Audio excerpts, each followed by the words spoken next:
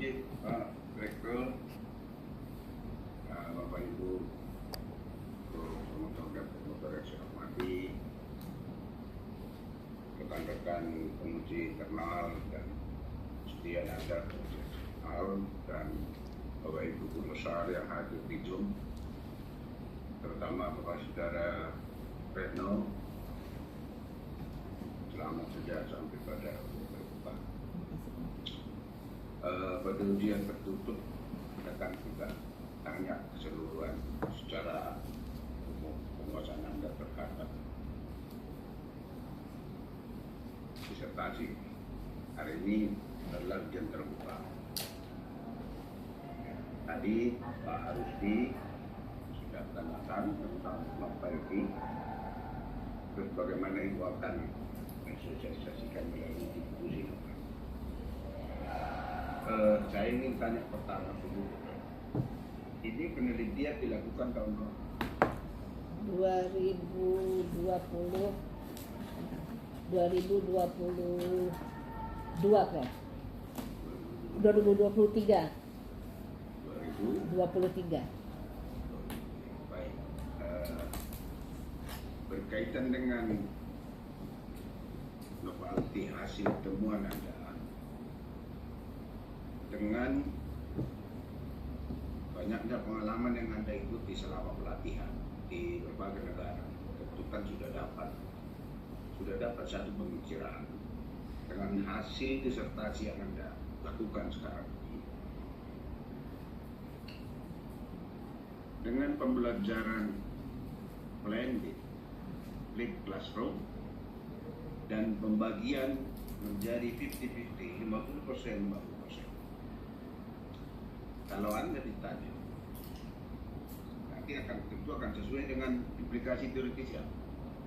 Mungkin akan dimasukkan di implikasi teoritis. Apakah dengan 50% sekarang ini Anda buat tatap muka 50% dan 50% blended atau daring? Apakah masih valid hari ini kalau itu mau diterapkan? Jawab dulu, Prof. Terima kasih, Prof. Kalau menurut saya, Prof, dengan era digital, dengan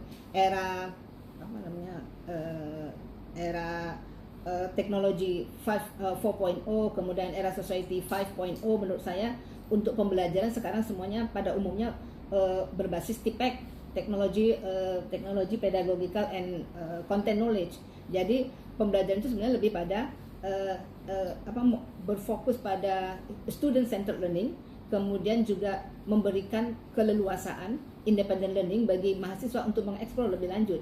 Oleh karena itu, menurut saya dengan pendekatan 50% tatap muka dan 50% online itu memberikan motivasi dan memberikan motivasi dan dorongan kepada pembelajar, kepada mahasiswa untuk bisa secara mandiri dia mengeksplor apa yang ia butuhkan, apa yang ia ingin pelajari. Kemudian dengan sumber-sumber informasi yang begitu meluap, begitu banyak, dengan menggunakan teknologi mereka bisa secara mandiri mencari sumber-sumber informasi apa yang dibutuhkan. Sehingga dosen itu perannya itu adalah fasilitator, gitu, memfasilitasi dan memberikan problem-problem atau kasus-kasus yang bisa dipecahkan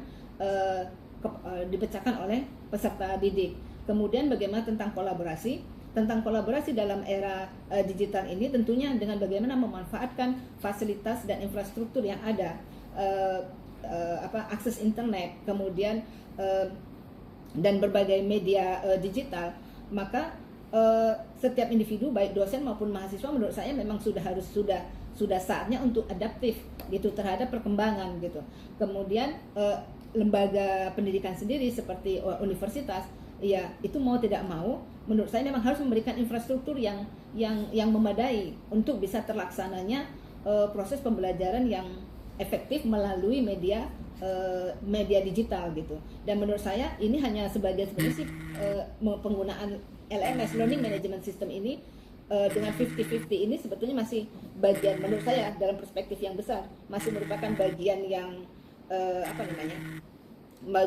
sebagian daripada langkah untuk sama sekali untuk menuju kepada MOOC, yaitu Massive Online Open Course, di mana ini menjadi sebuah inovasi yang lebih luas lagi, di mana setiap orang bisa belajar apa dan kapan saja dengan memilih apa yang ia ingin dipelajari, ingin perdalam dengan MOOC gitu. Dan menurut saya kebijakan pemerintah terkait dengan MBKM misalnya, kampus Merdeka Belajar, itu menurut saya sejalan gitu. Jadi mahasiswa sekarang bisa belajar apa saja yang ia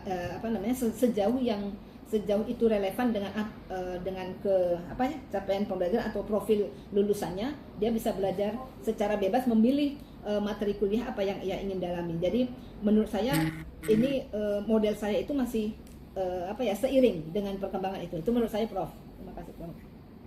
Baik, saya begini, kan setiap universitas sekarang kan sudah masing-masing sudah punya UTS. Jadi kan Anda mau menerapkan hasil penelitian Anda, disertasi Anda kan memang 50. Ada beberapa universitas seperti Gajah Mada itu kan 70. Ya, jadi nanti mungkin UIN punya konsep seperti itu.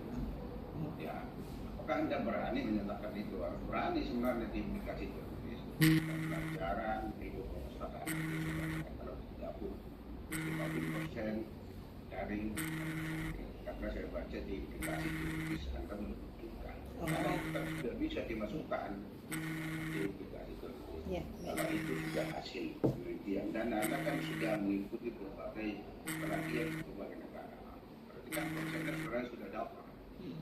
Pelajaran ilmu perpustakaan itu sebaiknya dilakukan 50% dari dan 30% dalam ya.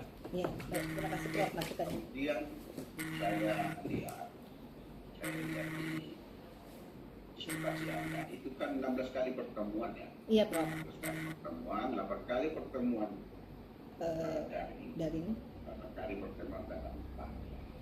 Terus pertemuan ke-9 formatif. Pengertian formatif di sini apakah UTS atau ada yang lain? Dan kenapa pada pertemuan 9? UTS maksudnya, Prof. Karena memang ya maksudnya UTS, jadi ya dilangkah.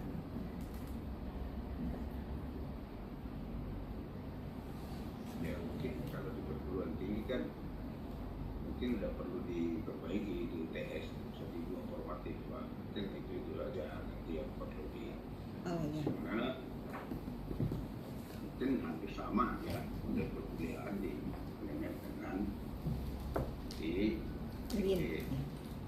Oke, kemudian ada saya lihat Anda tampilkan tagihan itu memang persis sama dengan tagihan yang ada di UNIMED. Nah, jadi tugas rutin sekian persen, critical book review juga sekian persen, sampai dapat 100%.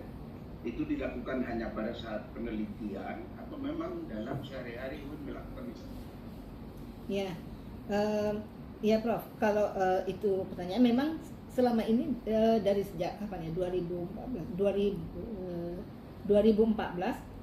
itu tugas riset, tugas rutin, kemudian CBR, CJR, mini riset, bahkan sebelumnya ada rekayasa ide dan tugas proyek itu memang dilaksanakan oleh beberapa dosen. Namun jujur perlu disampaikan bahwa ini belum menjadi sebuah kebijakan yang secara legal, diberlakukan secara sah, dalam artian memang ditetapkan sedemikian. Tetapi beberapa dosen, terutama para dosen yang memang alumni dari UNIMED, itu melakukan ini gitu. Dan terus terang untuk di ilmu perpustakaan sendiri juga itu dilakukan. Jadi memang ada di dalam LMS-nya, juga bisa dilihat di dalam LMS-nya kapan mahasiswa itu melakukan tugas riset dan tugas rutin dan apa yang harus dilakukannya. Kemudian jadi itu sudah didesain di awal pembelajaran. Jadi sudah direncanakan kapan tagihan tugas rutin itu dilakukan, kemudian tugas mini riset, tugas CBR, tugas CJR, dan tugas project. Jadi itu memang sudah diimplementasikan, Prof, khususnya untuk program studi ilmu perpustakaan. khususnya, karena memang di beberapa yang lain memang masih belum menggunakan itu dan masih menggunakan model yang lama seperti misalnya parpem, kuis, tugas, kemudian itu masih dengan 5 tagihan gitu. Tapi kalau untuk di ilmu perpustakaan di prodi kami menggunakan yang CBR, CJR, mini riset, project, dan tugas rutin, Prof.